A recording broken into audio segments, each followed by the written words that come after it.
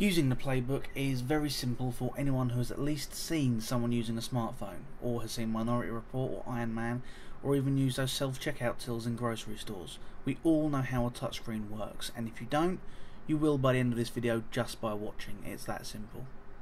The playbook does bring something new to the table though, and that is the fact that the entire front surface of the tablet is touch sensitive, not just the screen.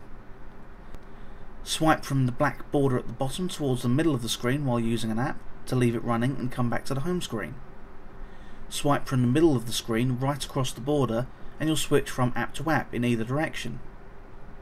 For multitasking, this is a godsend, as the playbook is able to switch very quickly between different programs while running music or anything else in the background.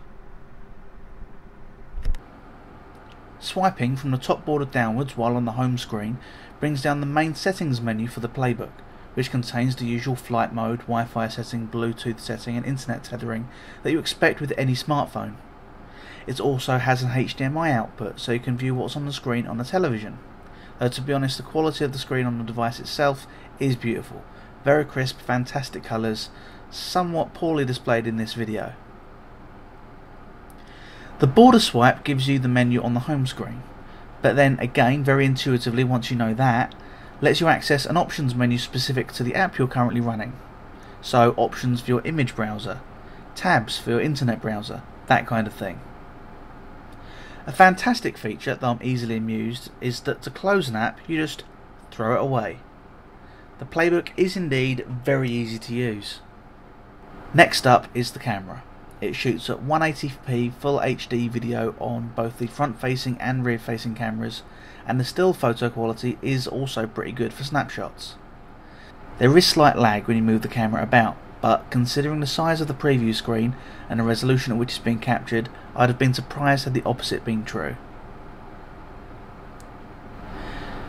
The playbook does have a variety of apps available for download from the Blackberry marketplace, though limited, and I was hoping I could tell you about the brilliance that is the Android app player for the playbook, which I was very much looking forward to when I first purchased this device.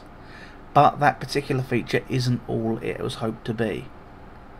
I haven't used it myself, but to all accounts, any Android app that uses Google Maps, VoIP, or requires extra processes running in the background just won't work. Googling the Android app player for the playbook will give you all the information you need for that failed venture, but suffice to say, it's basically a dead feature. The last tab on the home screen belongs to Blackberry Bridge, which is a handy feature that caused me to get the Blackberry phone along with the tablet just so that I could make use of this functionality. When linked to your phone, you can access messages, email, calendars, your memos, your contact lists, and your mobile phone's internet browser all through the tablet. This means that you can send and receive emails without a full internet connection through your tablet. The Bridge browser will take you not to your fully functional internet browser when you're out and about, but to a mobile browser, which seems like a bad thing at first. But if you just want to look up something simple like cinema listings or a train timetable, it will load the simpler mobile site and in theory needs to download less data and load faster. You can of course use the full browser if you have the playbook tethered to your phone separately to the Blackberry Bridge, which essentially gives the playbook two internet connections to choose from. More complicated than I'd like, but it works. The battery life, considering the size of the playbook, multitasking capability and camera quality is very good. Certainly much better than my iPhone 4, but you'll have to make sure you use a Blackberry Playbook charger rather than a Blackberry mobile phone charger, because the phone charger will take forever and a day to actually get any power into the device, and the chargers look identical. I would suggest labelling them. Now, I don't use the playbook nearly as often as I had originally intended, but that is entirely down to the fact that I walk with a cane. The playbook is not so easy to use one-handed as I found the iPhone to be, so the switch to the playbook, the gadget that would change my life forever, was short-lived.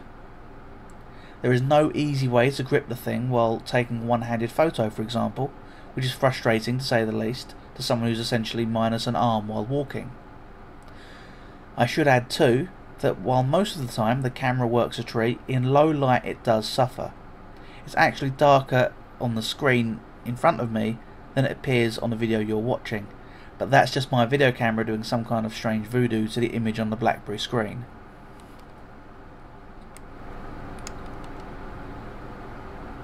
The keyboard on the Playbook is something that I do like a lot.